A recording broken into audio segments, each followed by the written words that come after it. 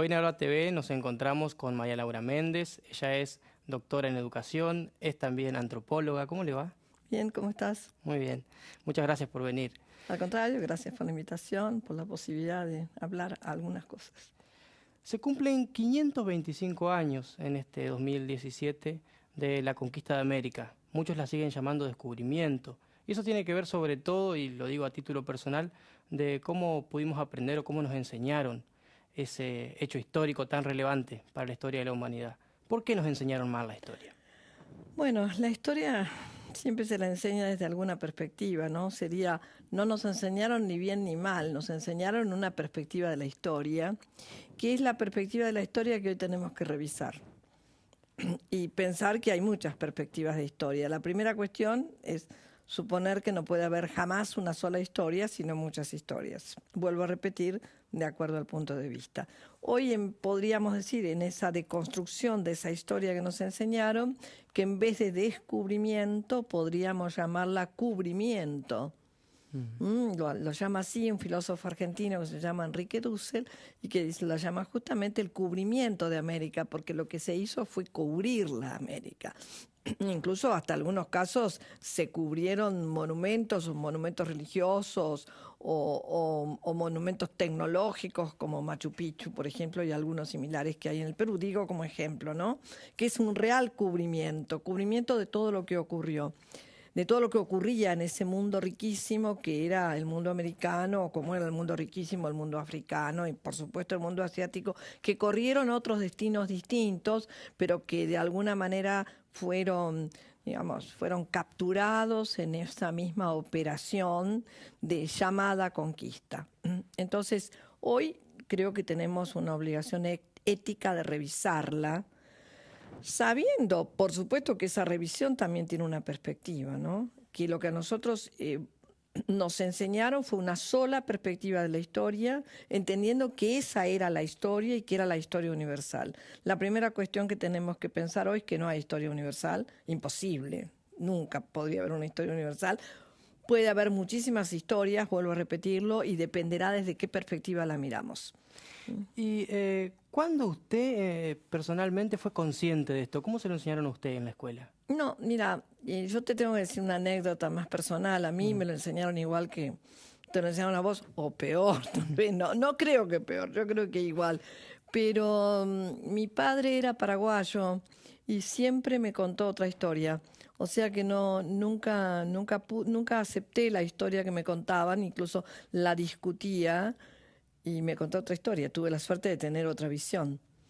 Entonces nunca fue esa sola historia. O sea, cuando desde muy chica y desde muy chica me preguntaba cómo se les ocurría pensar que esos pueblos que vivieron durante miles de años en lo que hoy es América en su conjunto, ¿no? No solo América Latina, por supuesto también lo que hoy es América del Norte, sobrevivieron y crearon tanta riqueza en tantos aspectos y en un santiamén se borró, ¿no? ¿Cómo puede ser esto? Siempre me lo pregunto. En realidad son la manera como Europa se pensó a sí misma y como se creó a sí misma. Y para crearse a sí misma tuvo que desvalorizar y deslegitimar todo lo otro que no fuera Europa. Eso es lo que hizo. Y lo peor no es en realidad lo que hizo Europa, porque de última uno podría decir, bueno, hizo lo que le convino. El asunto es que nosotros no pudimos hasta hace muy poco poner en cuestión esto que nos enseñaron, ¿no? Eso me parece a mí que es lo más grave y es lo que hay que revisar. Y poner en cuestión hoy es mucho más complejo porque hoy hay, sí, muchas perspectivas y tampoco podemos pensar que se puede retornar a lo que había sido el mundo antes de la llegada de los europeos porque el tiempo no tiene retorno y pasaron muchas cosas, por lo tanto hoy es mucho más complejo. Lo que sí hay que revisar en todos los planos es cuál es la mirada colonizadora, cómo nos ha subjetivado esa mirada colonizadora. Y esa mirada colonizadora es siempre una mirada que tiene que ver con formas de dominación. Entonces, en tanto revisemos formas de dominación que se dan en todos los planos, incluso en los planos cotidianos, estamos de alguna manera haciendo una tarea de descolonización, que creo que es la gran tarea que tienen que hacer todos los continentes colonizados, no solamente nosotros. Bien, más acá en la historia, desde 2010, hace 7 años, ya le llamamos ya no Día de la Raza, sino Día de Respeto a la Diversidad Cultural. Claro, sí, lo que pasa es que como ha pasado siempre con los cambios de nombres, ¿no? La palabra diversidad también es una palabra peligrosa. Es una palabra peligrosa por lo siguiente. No estoy diciendo ni que esté bien llamarlo así o no, pero si no también no ponemos en cuestión los términos. En general, la idea de la diversidad tiene que ver con que sí, es diverso a algo que es lo que realmente tiene que ser. ¿No? Digamos, diverso en relación a lo normal. Si lo uso en ese sentido, es lo mismo que diga una cosa o que diga la otra. Entonces, ¿no? multiplicidad, Sí, ¿qué prefieres? sí. Yo pienso que hay que pensar en términos de interculturalidad. Hoy hay que tejer redes interculturales que son distintas, obviamente, a las que se hubieran dado hace 525 años, por supuesto, y también distintas a las que se hubieran dado, yo diría, menos de 50 años, porque todas esto que llamamos realidades se van transformando, devienen otras cosas, y hoy habría que tejer otras redes. O sea, y esta manera de pensarlo es pensar interculturalidad, porque si yo pienso diversidad o multiculturalismo, lo estoy pensando desde una cultura que se supone hegemónica. Entonces, me parece por ahora, te digo por ahora, porque son cosas para seguir revisando, es mejor hablar de interculturalidad. Bien, decía recién la cultura hegemónica. Nosotros estamos formados con ciertos pensamientos, modos de actuar, Por supuesto. y pensamos que son los correctos.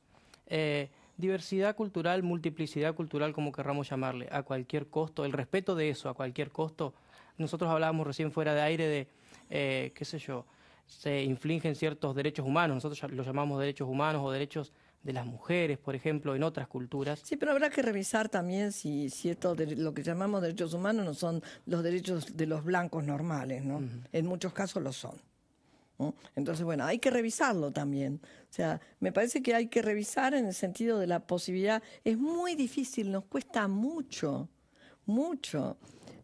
trabajar con la diferencia, porque la diferencia aparece siempre de manera diferente. Entonces, esto es un trabajo de un devenir constante y nos cuesta muchísimo porque en esta matriz de pensamiento único, de pensamiento hegemónico, pero porque es pensamiento único, esta lógica de lo uno y todo lo demás queda fuera, es muy difícil tejer estas redes con la diferencia. Y es un trabajo que hay que hacer constantemente. No es un trabajo que vayamos a terminar, no es un trabajo que podamos decir, bueno, llegamos con esto y con esto está. No, es un trabajo constante que tendrán y habrán hecho siempre los distintos grupos sociales que habitaron el planeta. Creo que es el trabajo que hicieron y es el trabajo que negó Occidente desde una idea hegemónica de una razón, de una verdad, como si esto fuera existente. O por lo menos de una única verdad. Si hay algo que se pueda llamar la realidad actual, sabemos más o menos a qué nos referimos. ¿De qué nos falta descolonizarnos? Bueno, mira, yo diría que en realidad nos falta de todo descolonizarnos. No sé por dónde habría que empezar a descolonizarnos. La tarea de descolonización es igual que la democracia, no se llega nunca. Cuando uno cree que llega, y ahí ya no podemos estar en democracia. Esto lo decía un pensador del siglo XVII, que es Spinoza, ¿no? Cuando uno cree que llegó a la democracia, es porque alguien se impuso diciendo que esto es la democracia. Por lo tanto, ya no hay democracia. La democracia es un trabajo permanente y constante de construcción. Y acá es lo mismo. Ese trabajo con los otros es el trabajo de esta forma de existencia llamada humana, ¿no? Que no es solamente con los humanos, ¿no? Porque acá hay que incluir todo aquello que no es humano.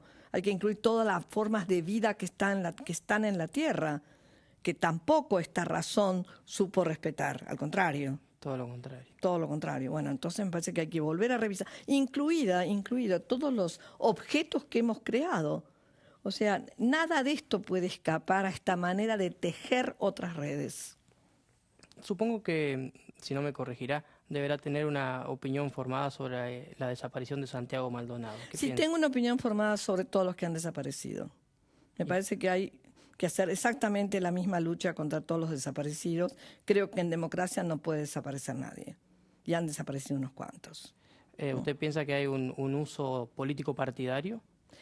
Bueno, obviamente que hay uso político, pero no podemos evitar eso. Lo que sí podríamos evitar es caer en binarismos absolutos, porque en tanto estamos cayendo en binarismo, ahí sí que estamos afirmando la colonización, ¿eh? Si una cosa es urgente para salir de este lugar de colonización, son los binarismos. El primer binarismo que crea el mundo occidental es esta idea de que hay salvajes y civilizados. Ese fue el primer binarismo creado en el siglo XVIII, de manera que hay que salir de los binarismos. Eso me parece que es una buena tarea constante para pensar en la descolonización. María Laura Méndez, muchísimas gracias por haber venido a Ahora TV. Bueno, al contrario, te agradezco mucho a vos por la invitación.